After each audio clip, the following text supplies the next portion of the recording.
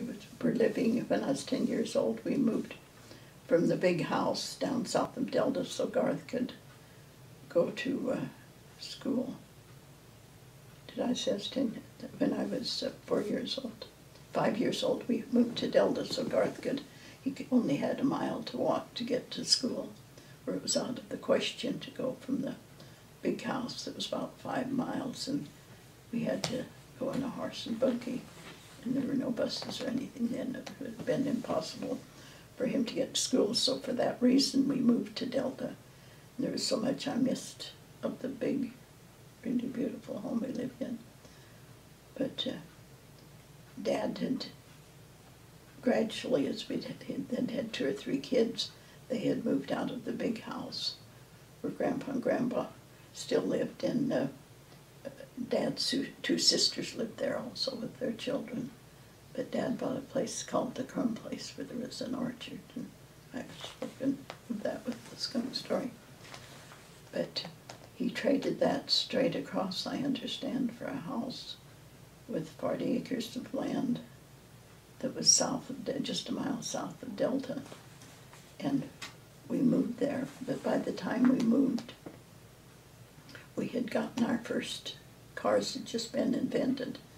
We had a Ford coupe, a black Ford coupe, and Grandma and Grandpa got a different brand of car, and Grandma could never learn to start it without just starting it real fast. She'd push on the gas and the car would jump ahead.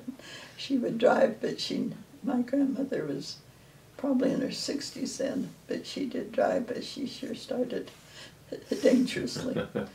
But when we moved, we had this brand new sedan. It was tan and brown, and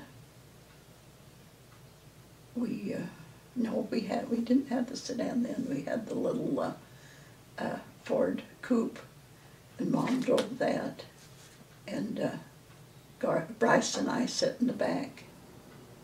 We were Betty wasn't born yet.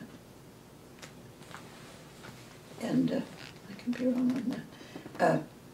Sat in the back of the coupe, and Mom drove that, and Dad drove a wagon. They have steel rims around the tires, and he drove a wagon loaded with household goods. And it was probably about 5-6 miles to drive from the big house to the house south of Delta. And I do remember the day we moved, because Bryce and I sat in the back of the car, and as we drove, it's kind of dim. I mean, I can remember going there.